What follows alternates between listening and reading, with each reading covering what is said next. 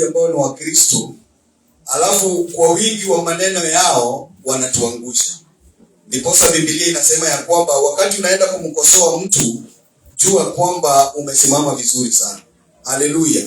Usije ukapewa neno ikakuchanganya na ukaanguka.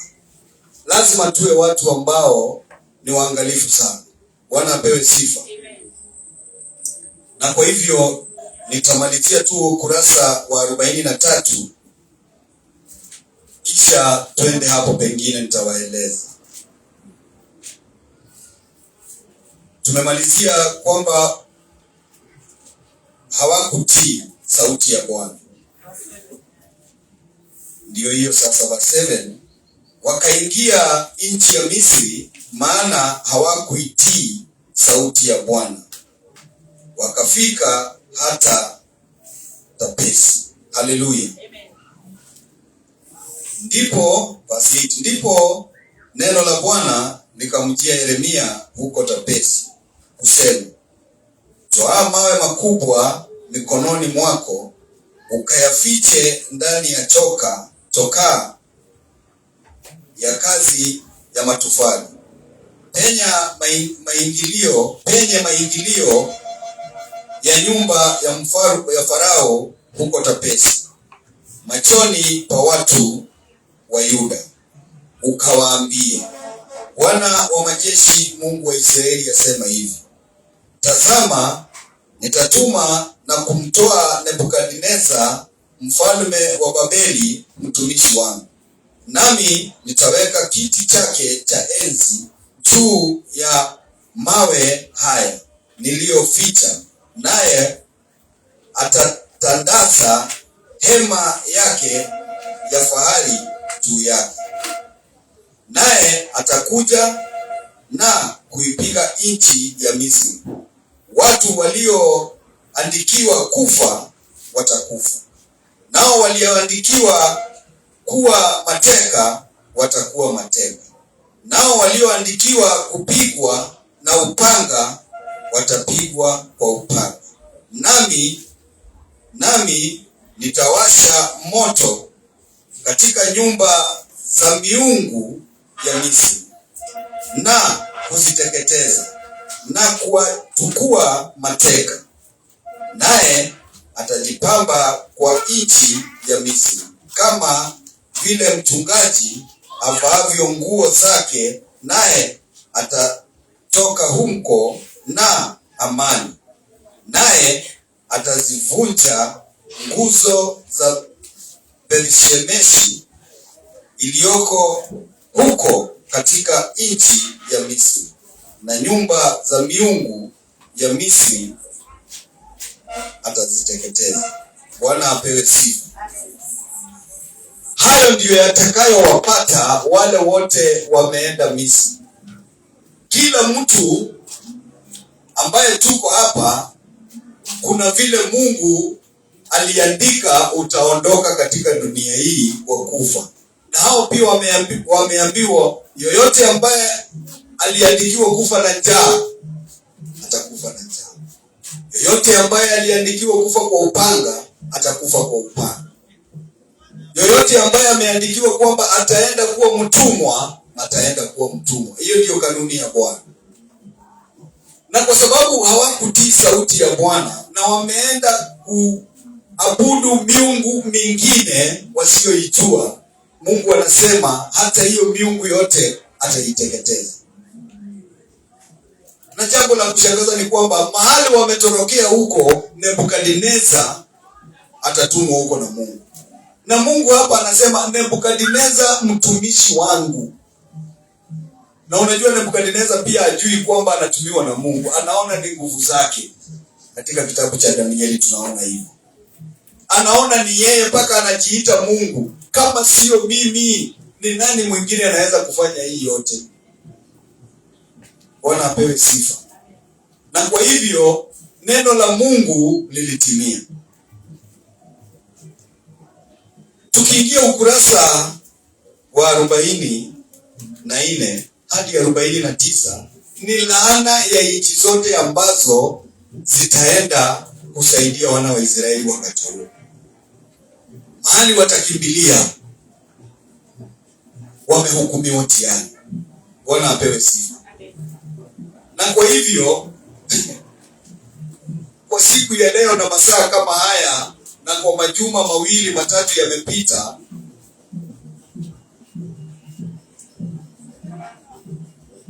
hayawi mwisho huwa. Na baada ya moja mbili pata shika na nguo kuchanika, neno la Bwana limetimia. Haleluya. Ati neno la Bwana limefanya nini? Alisema atatenda na ametenda, tukiangalia na macho yetu na tunaona ni kama kawaida. Haleluya. Na kwa hivyo siku ya leo nataka kufungua macho kwa yale yanaendelea katika Mashariki ya Kati. Kuanzia ukurasa wa 44 mpaka 49, nataka ujue yale tutakuwa tunasoma. Kuna nchi zimetajwa mahala pale. Moja yake ya kwanza ni Misri, Yeremia 44 mpaka 46. Tutasikia laana ya Misri. Patros, Yeremia 44, kusini mwa Misri. Siku ya leo naongea kuhusu leo, majina ya kisasa ya maeneo katika Yeremia 44 mpaka 49. Hayo ndio tunaongea siku ya leo, kwa sababu tunaanza mambo mapya baada ya Yeremia kuanguka. Hajanyang'anywa unabii, ataendelea kutoa unabii mpaka mwisho. Na katika historia, wakati Yeremia alizidi kuongea kuhusu hayo, wale watu walimuua na wakamzika huko Misri. Haleluya. Hiyo ni katika historia na haijaandikwa kwa Biblia. Na kwa hivyo Misri iko kuanzia 44 mpaka 46. Patros, Yeremia 44, kusini mwa Misri ndipo kuna hiyo Patros. Migdol, Dolphenis, Memphis, Nofu, Yeremia 44 mpaka 46 ni maeneo ndani ya Misri. Felicia na Gaza, Yeremia 47, ni ukanda wa Gaza na Palestina. Tiro na Sidoni, Yeremia 47, ndio Lebanon siku ya leo. Moabu, Yeremia 48, hiyo ndio Yordani. Amoni, Yeremia 49, ndio Yordani pia. Edomu, Tamoni, Bosra, Yeremia 49, kusini mwa Yordani. Jordan siku ya leo. Damesko, Aramu, hiyo ni area ya Shamu, yani Syria. Patros ndio kusini mwa Misri. Kusini mwa Misri, Patros. Ndio hiyo sasa. Dameski na Aramu ndio Shamu. Kederi, Ozari, Yeremia 49, ndio Saudi Arabia siku ya leo. Elam, na hapo ndio tunaongea sana siku ya leo. Yeremia 49, kusini magharibi mwa Iran. Babeli, muktadha mkuu ambayo ilikuwa ndio Babeli ilikuwa imeshika hizo nchi zote, ni kama United States of America ama hizo United Kingdom hizo. Headquarter yao ilikuwa ni Iraq. Kwa hivyo Iraq hizo zilikuwa ni nchi. Na kwa hivyo siku ya leo yafaa ujue ya kwamba Yeremia 44 inaangazia hasa wakimbizi wa Kiyahudi waliokimbilia Misri baada ya kuanguka kwa Yerusalemu. Wakati sura ya 46 mpaka 49 ina unabii wa hukumu dhidi ya mataifa jirani. Haleluya. Sababu gani nimeweza kuwaeleza hayo yote? Ni kwa sababu nataka leo tuongee, hatutasoma ukurasa wa 44. Nataka tuingie ukurasa wa 49. Bwana apewe sifa. Ukurasa wa ngapi? 49. Tuingie 49.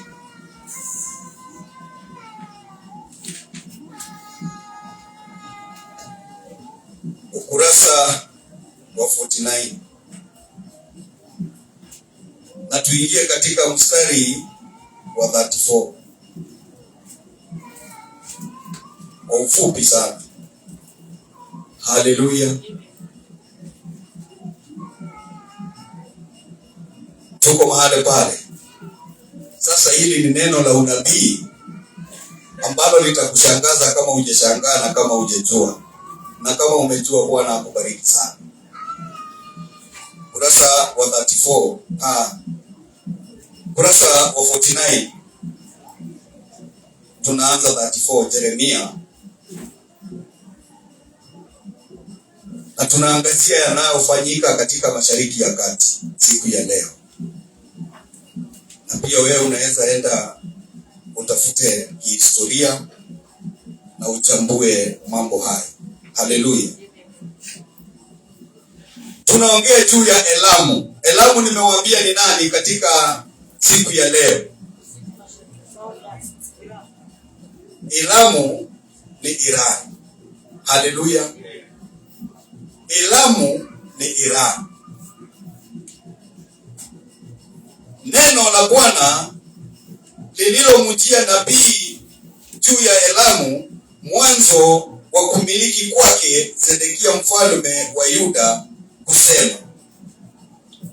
Kwa hivyo hapa Sedekia ndiyo anaanza kumiliki, na Bwana ananena kupitia kinywa cha nabii Yeremia kuhusu Iran. 35. Bwana wa majeshi asema hivi: tazama, nitavunja upinde wa Elamu ulio mkuu katika nguvu zao. Atavunja upinde wa Elamu ulio mkuu. Haleluya. Tunaona yale yanaendelea Iran. Na haya yanaongea kuhusu nguvu zao zote ambazo wako nazo. Na kwa hivyo upinde wake, unajua upinde utafanya nini? Utavunjwa. Yaani ngome zao zote, ziwe ni za kijeshi, ziwe ni za nini, zitavunjwa. Na siku ya leo zimevunjwa. Tukiangalia tu neno la Bwana likitimia, kama tunaona ni news. Sisi tunasema ni habari moto moto, breaking news. Lakini Biblia tayari ilinena. Mwenyezi Mungu alinena kuhusu siku ya leo. Na kwa hivyo katika kuhubiri neno la Bwana liko na habari njema na habari mbaya kwa kila mtu yoyote. Na kwa watu wa Iran ama Elamu, hayo ndiyo yalikuwa yanaendelea. Inasema Bwana wa majeshi asema hivi: tazama, nitauvunja upinde wa Elamu ulio mkuu katika nguvu zao, na juu ya Elamu nitazileta pepo 4 toka pembe 4 za mbinguni, nami nitawatawanya hata pepo 4 zote, wala hapana taifa ambalo hawataifikiria watu wa Elamu waliofukuzwa. Yaani watakuwa wame kila mahali, kila kona zote, hawataweza kuponea. Vita itakuwa mahala pale. Watu watapigwa juu ya Elamu nitazileta pepo 4. Unaona nchi zile zimeshikana. Unaona hizo nchi za NATO kutoka pande zote zimeelekea huko. Unaona Israeli. Na hata majirani wao hawana amani. Ni kwa sababu sasa wameanza pia wao kutupa zile makombora. Wale tunaona runinga, tunaona Dubai imechapwa, tunaona huko kila mahali. Haleluya. Lakini sisi tukiona hivyo tunaona ni nini? Ni breaking news. Hiyo ni vita ya huko, hiyo ni vita ya Waislamu, hiyo yani hatuko na shughuli. Hatuna hata hatujali.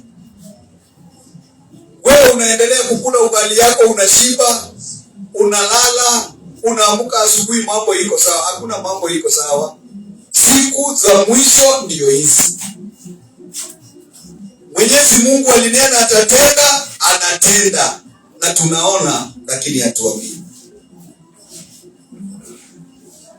Vita vyote ambavyo viko Middle East ama Mashariki ya Kati si vita tu, ni vita pia inakuwa ya kiroho. Kama vile Mungu alisema lile ni buni la jicho lake atalizuia, ni hivyo hata saa hii. Wale watu wako mahala pale wameanza kupigana wenyewe. Zile nchi zimeanza kupigana zenyewe.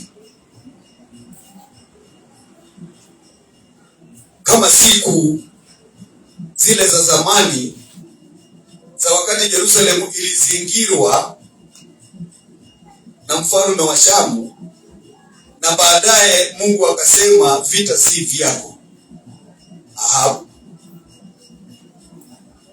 na wale watu wakapigana wenyewe. Ndipo iko siku ya leo.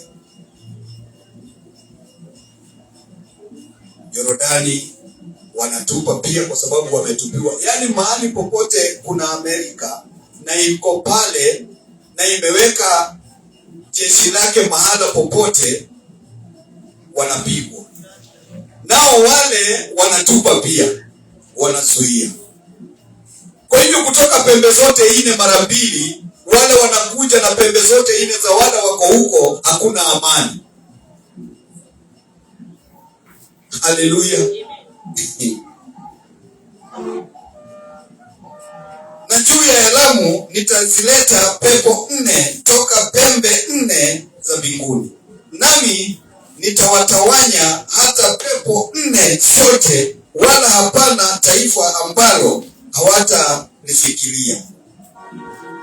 Watu wa Elamu waliofukuzwa. Kwa hivyo hata kama hao watu wa Elamu wa Iran walikuwa wameenda kujificha wapi, hata kama watakuwa wameenda wapi, huko watafikiwa. Hakutakuwa na nafasi ya kujificha. Hakutakuwa na amani katika eneo ile yote inayozunguka ile area.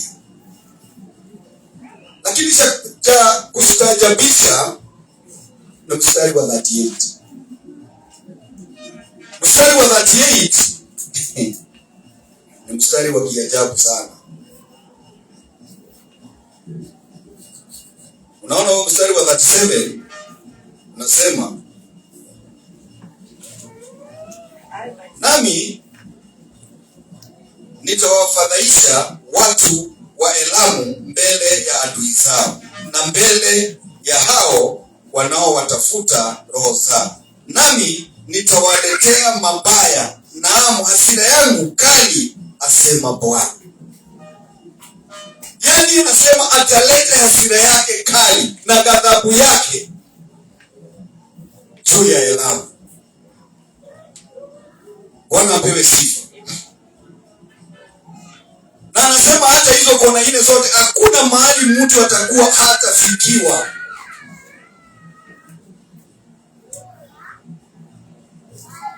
Basi ninasema nami nitawafadhaisha watu wa Elamu mbele ya adui zao. Kwa sababu ana maadui pia. lakini atafadhaishwa. Ako na kila aina, wako na nuclear, wako na nini, lakini watafadhaishwa. Haleluya. Watu wa Elamu mbele ya adui zao na mbele ya hao wanaowatafuta roho zao, nami nitawaletea mabaya. Kitu ya kwanza, Elamu ataletewa mabaya. Mabaya yametokea huko ama hayajatokea? Mabaya yako huko jameni. Hata ndio nimeshangaa, kumbe watu wanaishi na huku chini na hatujui. Tunafikiriaga sisi tunaishi tu, watu wako na huku chini wametengeneza dunia nyingine huko chini.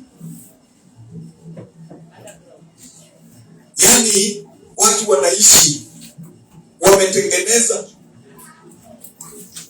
maandaki huko chini, wamejificha, lakini wametolewa. Zina bongo zinaingia mpaka chini, inabomoa kila kitu.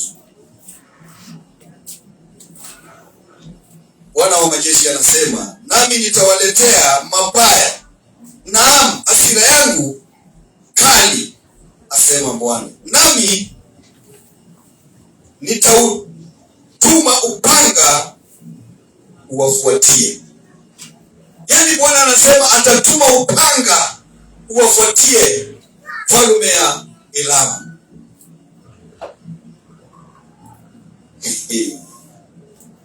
Jamani, Mungu akisema atatenda, atatenda. Na neno ambao tunaongea hapa na unadharau, jaribu sana kulishika kwa makini. Alafu uende wewe mwenyewe uangalie, na uangalie historia, na uangalie Biblia, na uangalie matokeo yale yanatendeka. Bwana apewe sifa. Mstari wa 38. Nami nitaweka kiti changu cha enzi huko Elamu, nami nitawaharibu mfalme na wakuu watoke huko, asema Bwana.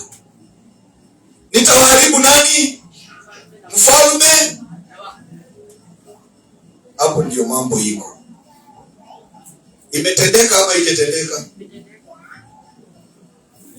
Imetendeka ama haijatendeka? Tuanzie namba 1. Wa kwanza ambaye ni mfalme ambaye hangegusika, spiritual leader wa Iran, Ayatollah Ali Khomeini. Haleluya. Ambaye ni supreme leader, spiritual leader, ambaye akisema yeye ndiyo sheria. Yeye ndiyo sheria, akisema amesema. Na hakuna mtu wa kubishana na yeye. Number 1, huyo akaondolewa na Mungu. Kufunga macho na kufungua hawako. Haleluya. Nyinyi mnaona ni news. Mnaona ni news. Biblia inasema nitamuondoa. Haleluya. Nami nitaweka kiti changu cha enzi huko Elamu, nami nitawaharibu mfalme na wakuu. Wakuu ni kina nani? Hao wakuu baada ya Ali Khomeini na wale alikuwa anashirikiana nao ambao ni wakuu wake ni nani? Mungu haongei uongo. Na neno lake likiwa litatimia na mtaona, lakini wengi ni kudharau kwa sababu hawajui na hawasomi Biblia na hawataki zaidi ya hapo. Wapili katika hiyo mauaji ambao walikufa siku moja wote, kama vile hiyo neno linasema, ni Ali Shamkhani ambaye alikuwa secretary of Iran Defense Council. Defense Council. Hao ndio wazito. Wakikaa kikao hivi kwa nchi inaonekana hiyo nchi inatamalaki. Mungu huyu ni mkuu mmoja ameondolewa. Haleluya. Amen. Lakini sisi tunasema ni nini? Ni breaking news. Haleluya. Watatu katika hiyo hali ya wakuu ambao wataondolewa na mfalme anaitwa Abdurrahim Mausafi. Haleluya. Mausafi huyo naye pia ni watu wa jeshi. Yeye ni chief of staff of Iranian Armed Forces. Wao unasikia watu ni watu rahisi. Hao ni watu ya kuchezea. Hao ni watu ya kumaliza kama nchi hivi. Lakini Biblia inasema nitamaliza mfalme na wakuu wake. Hakuna kutafuta, hakuna kuenda, wote wamemaliza. Kwa sababu unabii unakuja wa saa hii na wakati utayokuja na itaendelea. Hii ni part of that, na siku nyingine pia itafanyika hivyo hivyo. Kwa sababu ni unabii na utaendelea kusomwa na kusomwa. Ikitendeka wakati wetu, tunashukuru Mungu kwa sababu tumeona. Na ninashukuru Mungu kwa sababu nimeona unabii ukitimia. Na inafanya ninaogopa Mungu zaidi ya vile ninamuogopa. Hao watu wote nimesoma kutoka spiritual leader, hao wengine wote ni watu ambao wako na ujuzi wa kivita, kwa sababu wote utasikia ni defense force, defense. Unaona? Staff of Iranian Armed Forces. Kwa hivyo walikuwa pamoja wakipanga vita. Haleluya. Ili washambulie Israeli. Hawakuwa wanapanga vita waende kupigana na watu wengine, wanapanga vita waende washambulie nani? Lakini Mungu amelinda Israeli. Ndipo sasa tukisema hapa tujaribu kuombea nchi ya Israeli, tuiombee na usitamani kitu kutoka huko. Haleluya. Waombee. Waine katika hiyo anaitwa Aziz Nasirazada. Huyo naye alikuwa Iranian Minister of Defense. Alikuwa ni Iranian Minister of Defense. Wewe fikiria sasa. Hao watu wote Biblia inasema kuhusu wao. Na wa mwisho Mohamed Pakpua. Yeye alikuwa Commander in Chief of Iranian Islamic Revolutionary Guard Corps. So, hao watu wote kwa muda wa kufunga macho na kufungua hawako duniani. Nchi imesambaratika. Spiritual leader ameenda. Defense Force, Minister of Defense, Minister wa nini, sijui nani, sijui na majina makubwa, wote wameenda. Kwa verse moja. Si verse 2, just one verse. Jeremiah 38. Si Jeremiah that nasema verse 38. Nami nitaweka kiti changu cha enzi huko Elamu, nami nitawaharibu mfalme na wakuu wote huko, asema Bwana. 39. Lakini itakuwa katika siku za mwisho.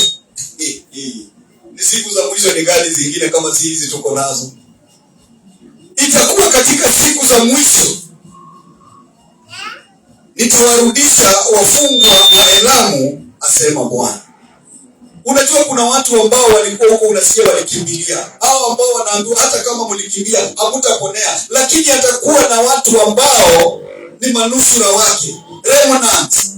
Na unajua katika Iran siku ya leo kuna ufufuo wa kiroho. Hao watu wameokoka na wameogopa Mungu na wameuawa wengi sana. Wacha sisi hapa saa hii tunalazimishwa. Nchi za Kiarabu watu wameanza kuwa Wakristo kwa njia kubwa na kuamini ya kwamba kuna Mungu wa Wakristo. Na ndio Mungu hapa anasema ataweka kiti chake huko Elamu. Ataweka kiti chake, yani yeye atakuwa mahala pale, lakini ataweka mfalme na wakuu wakiwa. Ndiposa wakati wewe ni tajiri na umetajirika kwa mambo ya ufisadi na mambo ya nini, wakati umeingia kwa Mungu na umeamini Mungu ni mmoja na umeamini ndio anapeana, kitu ya kwanza anafanya ni kuondoa ile mali yako ya ufisadi. Kitu ya kwanza ajengi msingi kwa msingi wa mtu mwingine. Kwa hivyo yeye atabomoa kila kitu ambacho uko nacho, achimbe msingi wake, ufilisike kabisa. Kama ulikuwa na tumbo kama hii yangu, irudi ndani ishikane na mgongo. Kama ulikuwa na nyumba kubwa, irudi ukae flat kama miwa. Alafu sasa aanze kukujenga upya. Nyama zikimbia ushangae, nguo zile ulikuwa unavaa hutaziona tena. Yaani unajaribu kushika mpaka unashika na uzi azishikiki. Njaa ikushike. Kwa sababu ukishaamini Mungu na ulikuwa na mambo yako ya kando, lazima Mungu ajengi msingi wake kwa msingi wa shetani. Hawezi. Lazima abomoe yote. Ndiposa kitu ya kwanza anasema katika huu mstari wa 38, nami nitaweka kiti changu cha enzi huko Elamu. Anaweka koma. Kwa hivyo ataweka kiti chake huko Elamu, anaweka koma. Alafu inaendelea inasema, nami nitawaharibu mfalme na wakuu, ambayo imetendeka. Baada ya hapo aweke kiti chake. Watu huko wameokoka, wacha nikuambie. Watu wamekufa wakisema mimi siwezi rudi nyuma, na wanauawa. Saa hii hapa ikikuja isemekane sasa mambo ni mawili, ukatae Yesu ama ukufe. Wengi watasema mimi siko, kwa hiyo ninakujaga tu hapa kutembea.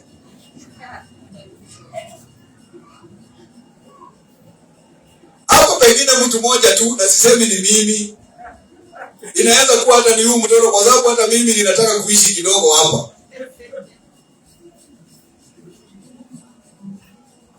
Usione tu mambo yanatendeka unaona ni kawaida. Bwana asifiwe. Mstari wa 39 unasema, lakini takuwa katika siku za mwisho nitawarudisha wafungwa wa Elamu, asema Bwana. Hao ambao wako huko na huko na huko na huko wote wataregeshwa. Watakuja kumwabudu Mungu, na ni kwa sababu watakuwa wameweka kiti chake mahala pale. Watamwabudu kwa roho na kweli. Na hata saa hii ukiangalia wengine wameanza kubadilika. Wale ambao wanasimamia hizo dini, wale ambao ni masheki huko, unaona sasa wanaongea mpaka wanashtua watu. Wameanza kutambua hata Israeli kweli ni nchi ya Mungu. Wanashangaa, inawezekanaje? Neno ambalo neno linatimia. Haleluya. Na uangalie katika Ezekiel 38. Katika Ezekiel 38, muungano wa hao watu Magog na Magogu, ambao ni Russia siku ya leo, wameshikana na Iran. Bwana apewe sifa. Ili kuja kushambulia. Ukisoma hiyo Ezekiel 38 na 39 inaeleza vizuri sana mambo hayo yote. Gogu na Magogu. Na hiyo ni Russia. Utakuta kwamba hata ukifika huku pande huwa chini, wameshika kiasi, wanashikana ili kuishambulia Israeli. Lakini Mungu wetu ni mwaminifu. Usipatikane katika hiyo hali ambako vita vimekupata na hujui ni vita vya nini. Saa hii tunaona muungano wa Urusi kutafuta vile wanaweza kwenda vita upande ile. Tunaona China wanatuma vitu zao kwenda pale Iran. Yaani hizo miungano zote zinaanza kuungana. Nayo hii ingine inaungana upande hii. Unafikiri tunaelekea wapi? Na kuna wale wanajigonga kifua. Sisi ndio kusema. Lakini sisi wananchi wa Kenya tunasema tu hiyo ni breaking news. Saa hii unaona mvua inanyesha, mvua unaona tu ni kawaida. Ile vita ya huko ndio imekuwa na anga, nayo imeleta shida. Haleluya. Hebu turudi katika Biblia tuangalie mambo. Tuache kuona tu mambo ni kawaida inafanyika. Kuna mambo inafanyika kwa sababu sisi ni wenye dhambi. Na kuna mambo inafanyika ili neno la Mungu litimie kama vile limeandikwa. Wewe ukikaa kwa runinga yako unaona hiyo unasema wamemongwa, ukisikia wakisema hiyo haifai. Hapo hata mimi nimekataa kabisa. Hapana, haifai. Wewe unasema haifai na Mungu amesema atafanya. Wewe sasa ni nani? Na wewe uko kwa mikono ya Mungu. Hata wewe ukizidi sana, hata wewe Mungu atakuondoa, kwa sababu unaharibu mambo yake na kusudi lako limeisha duniani. Baada ya kupingana na yeye na kusema haifai, hiyo nchi haifai kubongwa hivyo, au ni kina nani? Kwani wanafikiria hao ndio nini duniani? Mungu anaona huyu mtu anaanza kuleta kisirani hapa, na wewe unafagiliwa pia. Unabebwa na mafuriko. So ni lazima tuanze kufikiria mambo kibiblia. Uanze kufikiria mambo kihistoria, kwa sababu ni mambo ya Mungu. History inasema nini kuhusu hii? Unachunguza, unakuja kwa Biblia, unaangalia. Haya majina nimewasomea yote ya Yeremia 49:38. Wakuu hao, mfalme wao, vile huyo mtu, enda uchunguze huyu Ali Atora Khomeini, nguvu yake ilikuwa ni aina gani? Ako na nguvu kiasi gani katika nchi ya Iran? Soma historia ujue yeye ni nani. Tulikuwa na ule alikuwa anaitwa Ayatollah Khomeini, ule ambaye alikufa tu nafikiri kifo ya kawaida. Huyo naye alikuwa moto. Akina mama akiona kwanza umeonekana sura, wewe ni kupigwa na kuuawa. Yaani jaribu kutafuta hiyo history, ukue nayo, ndio uone ni kwa nini Mungu anafanya haya na ni kwa nini Mungu anasema haya.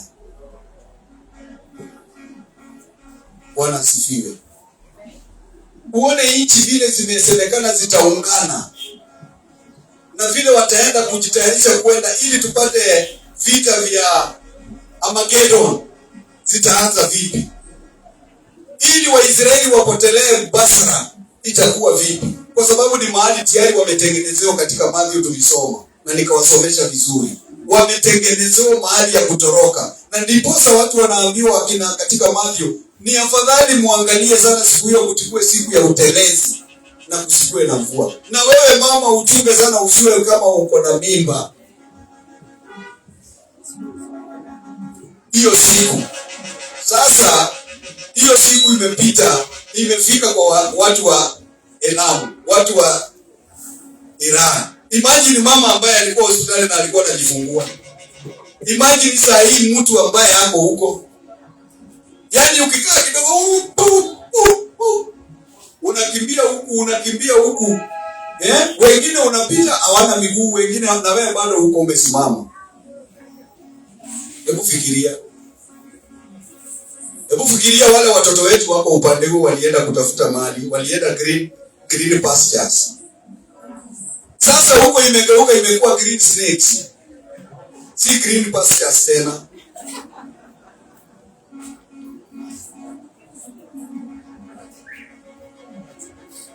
Mambo imezidi.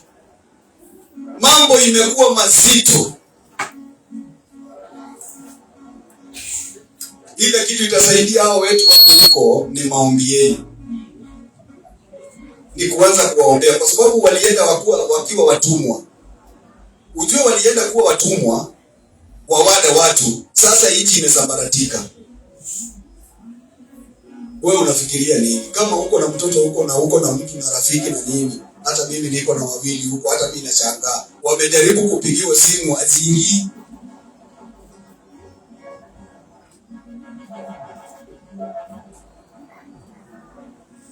Lakini wewe ukikaa hivi unaona ni news, sina watu huko, hata huko sijui ni wapi, lakini kuna watu wa walali saa hii, kuna wazazi ya walali. Na saa hii unasema hivyo, kuna mtu ambaye alikuwa huko, alikuwa na watoto, alikuwa tajiri, amekuwa maskini na siku moja.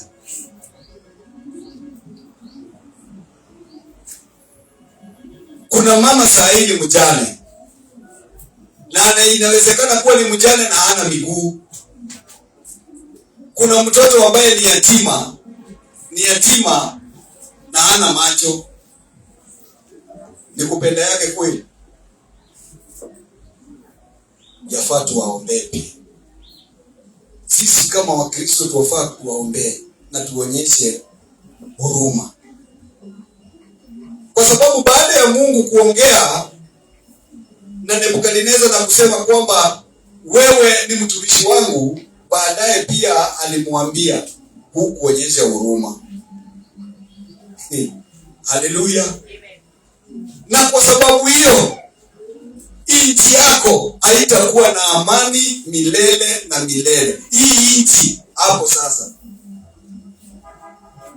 sasa ingia katika Isaia 47 tuone.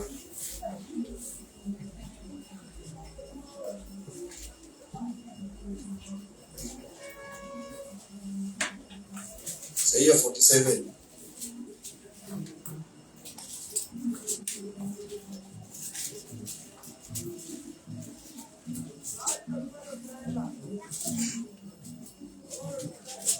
Isaia 47, ukitaka kuisoma utasoma yote.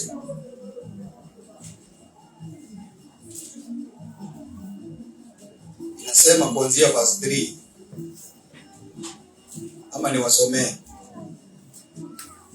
Kuanzia verse 1 inasema, haya shuka, keti mavumbini. Ewe bikira binti Babeli, keti chini pasipo kiti cha enzi. Ewe binti wa Wakaldayo, maana hutaitwa tena mwororo, mpenda anasa.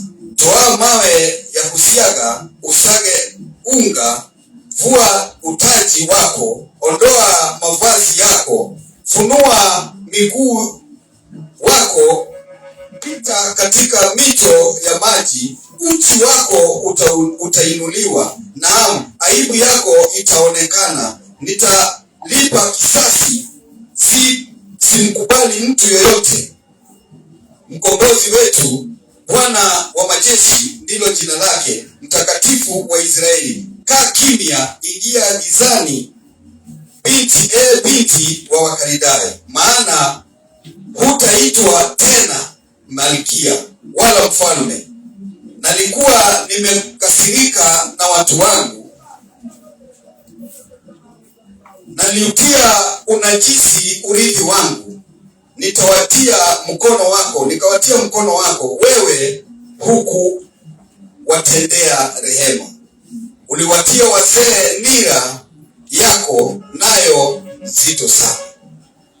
Sasa ukisoma utaendelea, utaona ya kwamba anaambiwa hakuna siku utakuwa mfalme. Nchi yako haitainuka tena. Na ninakuambia hizo nchi ambazo ni miliki ya Babeli, Iraq, mliona vile ilifanyika. Wakati walijaribu kuinua kichwa hivi kupitia Saddam Hussein, walifanya nini? Jordan pia wakijaribu kuinuka, wakijaribu tu kidogo hivi, mfalme ndio huyo. Wakijaribu kusema kitu kidogo hivi, Irani imejaribu, ndio hiyo. Misri ambayo tutasoma, angalia saa hii mapresident wao wamefuatana karibu 3 ama 4 wako jela. Wakijaribu kuinua kichwa hivi wanagongo, wanapigana wenyewe kwa wenyewe, wanauana. Kuanzia wakati wa Abdul Nasser, Anwar Sadat, Hosni Mubarak. Angalia hata huyo alikuwa anaitwa sijui Morsi na Mohamed Morsi, hata hakukaa, amewekwa ndani. Mwingine akaingia, hata na yeye hajakaa, anayekwa ndani. Yaani wanafurugwa kiasi ya kwamba neno la Mungu litimie. Mpaka saa hii hizo nchi zote zinayumba, na ndio tutaenda kusoma kuanzia ukurasa wa 44 mpaka 49. Si Mungu ni mwema, ametufunulia ufunuo. Haleluya. Na hizo nchi zote tunazijua. Haleluya. Kwa hivyo leo nimeruka kwenda 49:34 ili ujue nini inaendelea huko. Na ujue si tu mambo ya kawaida imeandikwa. Hebu simama uombee Israeli. Haleluya. Ndiyo maana unaitwa Jehova. Ndiyo maana unaitwa Jehova. Ulisema utatenda, na umetenda. Ndiyo maana